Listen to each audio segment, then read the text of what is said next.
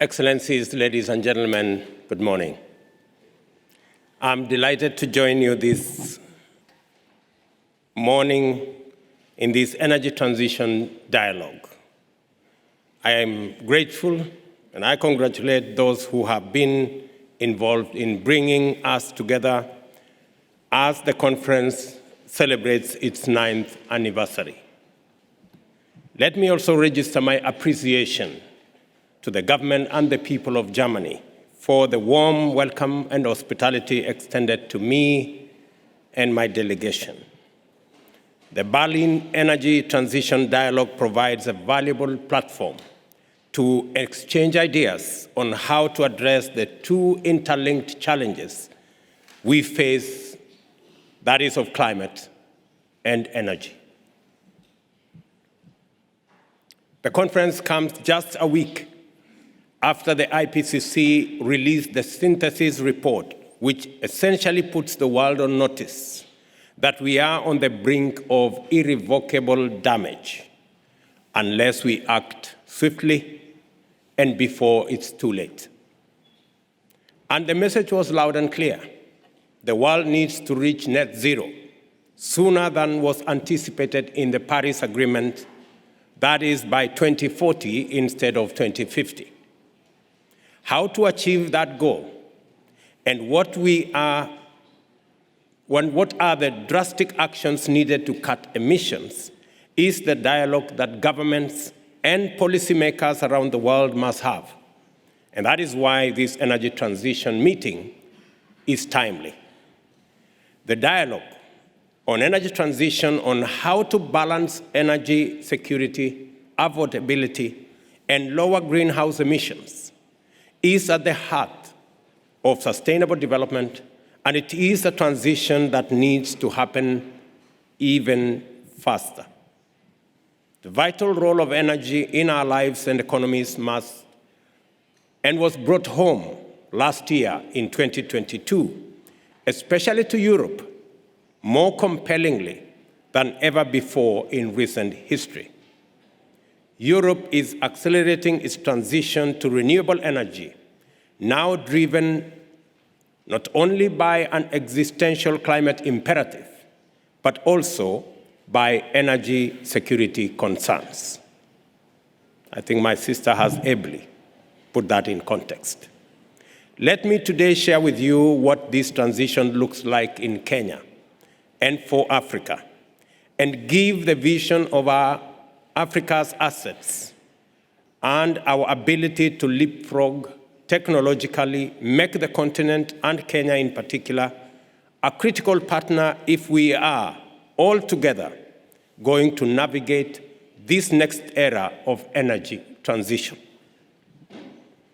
As I do that, I hope you won't mind me reminding us that 138 years ago, a very different conference was taking place here in Berlin. One that also involved collaboration and cooperation, but of a more exclusive and violent nature.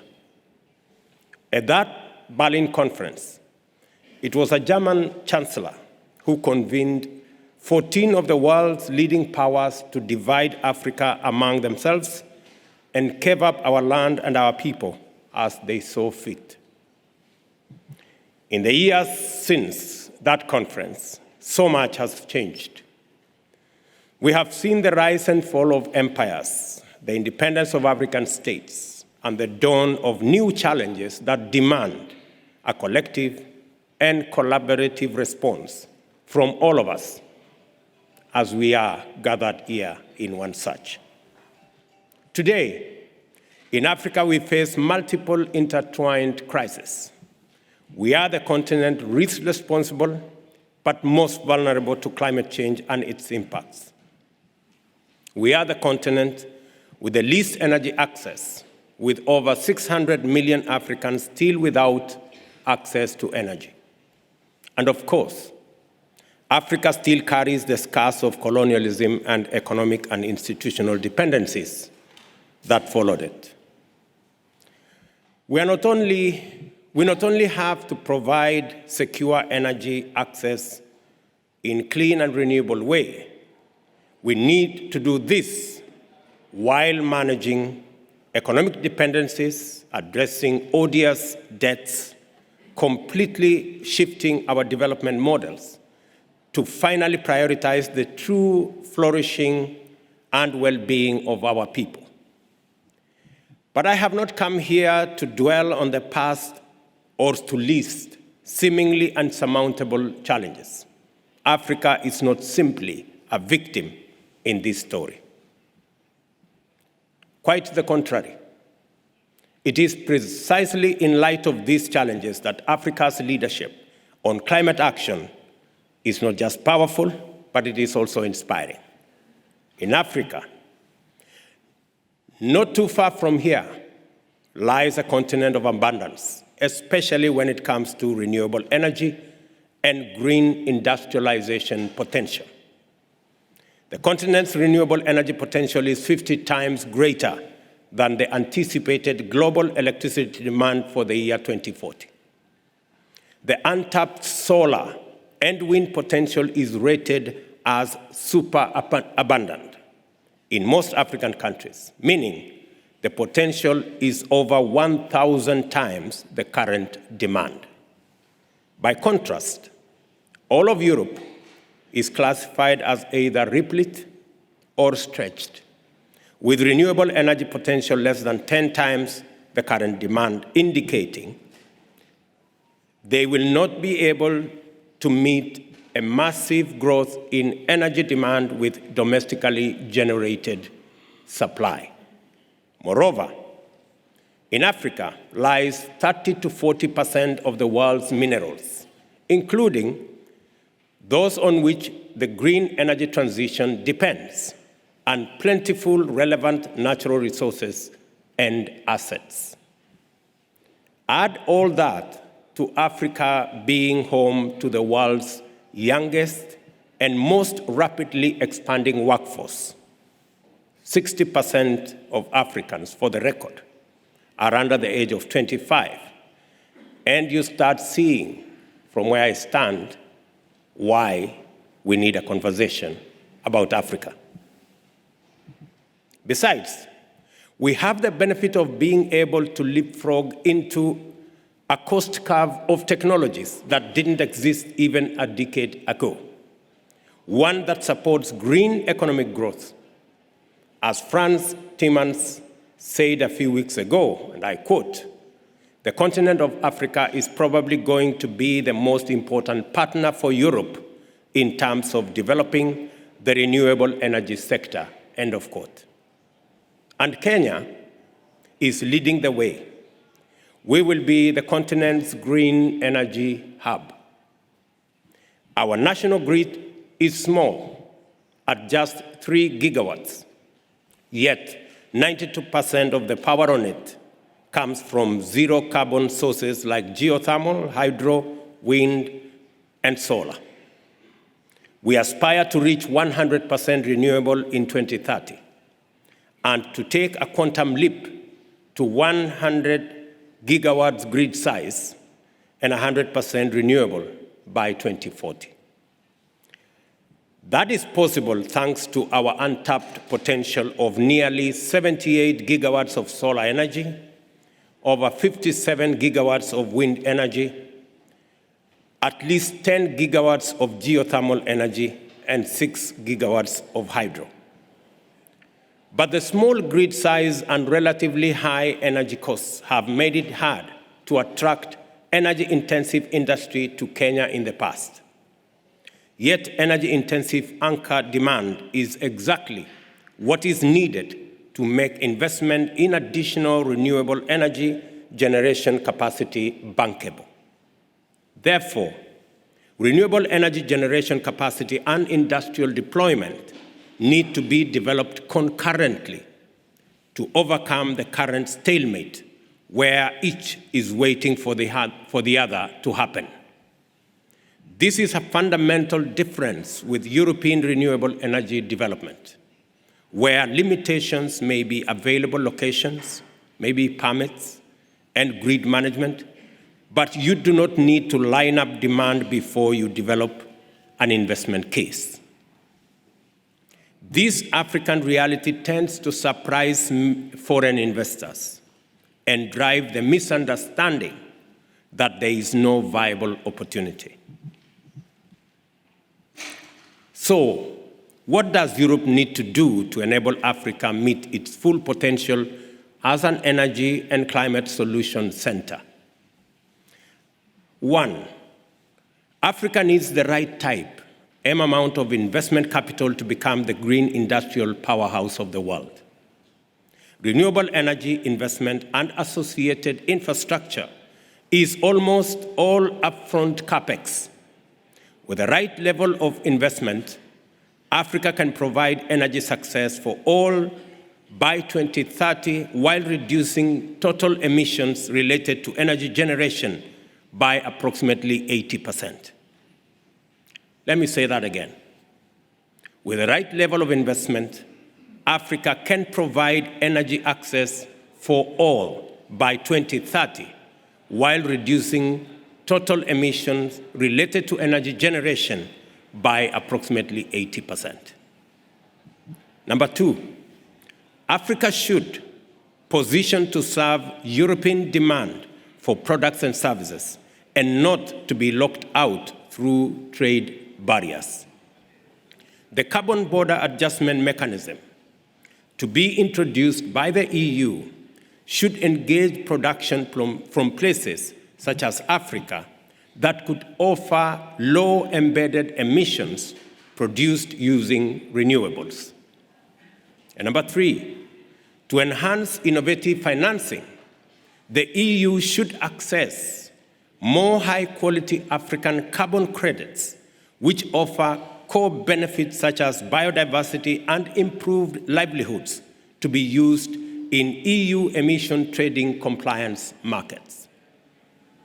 We need to work together to raise standards and avoid low-integrity carbon while realizing high prices for African countries and communities that are doing the difficult work of protecting nature and managing carbon. In Kenya, Parliament is finalizing the enactment of the carbon market regulations and activation plan, which should be in force in a few months. Aligning European concessional and multilateral capital to Africa's climate action agenda will not only generate economic growth and competitiveness, but also contribute to addressing the climate crisis for humanity. There is need to face down climate-incompatible funding so as to free funds for climate action and lock much more concessional finance and low-risk development finance needed to be much more available, much more accessible, and much more affordable. Number 5, African economies do not have sufficient access to suitable debt for development to make the necessary investments for climate action. The debt to GDP ratio in Africa today stands at 65, up from 57%, the pre-pandemic figure in 2019. The risk profile of countries change between global rating agencies looks at the debt to GDP ratio and interpret the country's debt carrying capacity. Number 6, access to international finance markets at very different rates, the brunt of monetary policy from advanced economies that pumped liquidity into their economies during the pandemic to protect their populations, currency depreciation, and expensive debt servicing, all coupled with climate change impacts, continue to impede growth and investment in clean technologies. Africa can benefit from European, and in particular German experience in workforce development and reskilling. Kenya will require a significant investment in building capacity and skills in its young workforce, and Germany's success in developing a fit-for-purpose vocational training system provides a good model that Kenya can and is adopting, and while learning through other partnerships. In fact, the government of Kenya has succeeded over the past 8 years to increase the number of students in our TVETs from about 90,000 to the current 500,000 students. In Kenya, we are on track in driving a carbon-negative industrialization agenda. Investments into our country will be industry built on 100% renewable energy. Germany, a prolific exporter of industrial manufacturing capacity, including into Kenya, should establish Kenya as a key industrial hub for German manufacturers as they transition to a new era. A combination of German technology and Kenyan geothermal and renewable resources is the best collaboration for green industrialization. New sales of electric cars, vans, and especially two-wheelers has been steadily on the increase. And so, Germany could make an ideal partner in this very important and transformative journey towards global e-vehicle manufacturing hub. We will also be a critical partner to Europe in the supply of green hydrogen. Hydrogen produced using renewable energy can be exported to any part of the world, including Europe. Germany's green hydrogen strategies anticipate that the country will have to import 85% of its green hydrogen requirements by 2030. As Europe's green hydrogen demands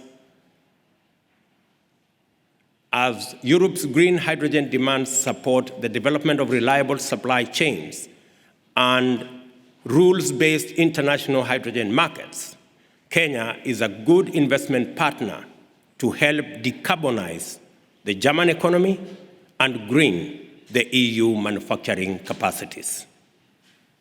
You can see from my discussion that we are moving fast in Kenya. We have the road ahead mapped out for green growth, and we are well on track to be the green energy hub.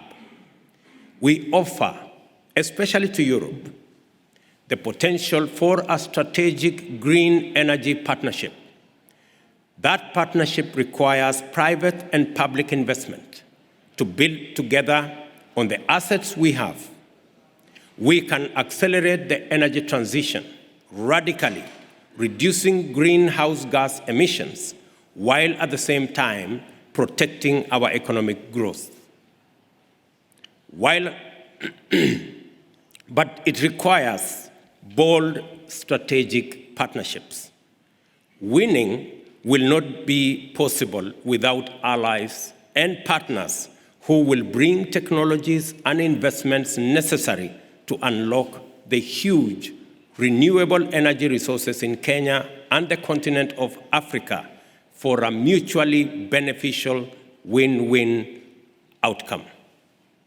Of course, we must acknowledge that the EU has been an ally and partner to Africa on these issues for many years now.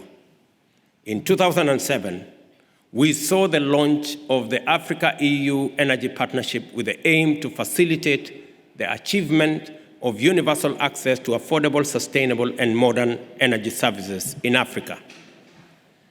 We have also seen partnerships deepened beyond the continent level to bilateral levels. Most recently, these have come in the form of just energy transition partnerships, which I know we will be hearing much more about over the next coming days.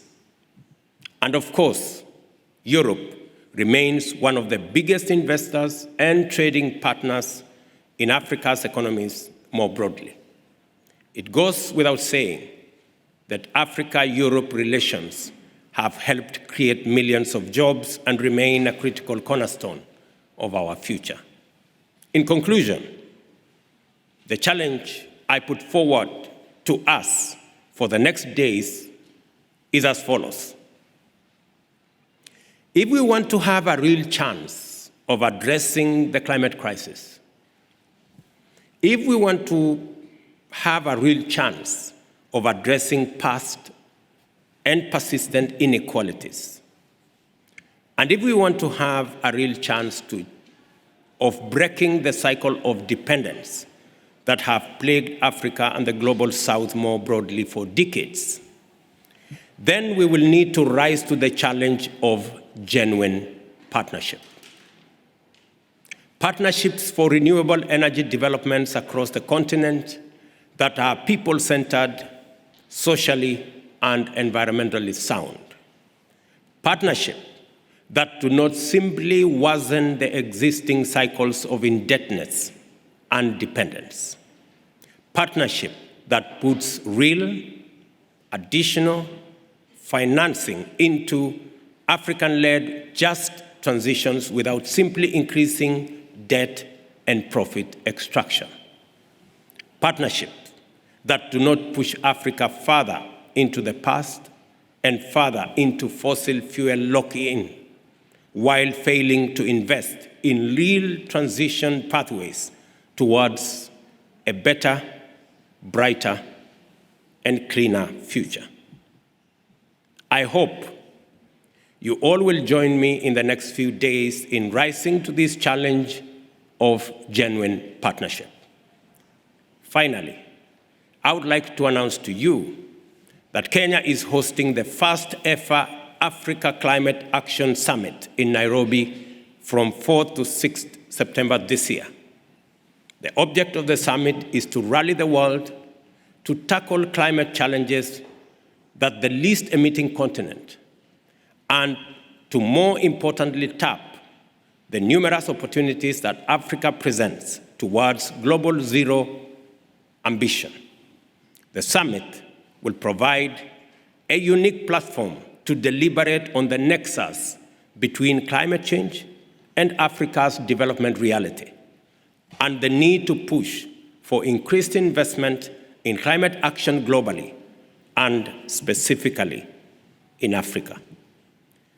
I invite German and European companies and organizations to come and sample opportunities and ideas on Africa's contribution to solving this global climate challenge that poses existential threat to humanity. Let us work together for pro-climate, pro-growth development.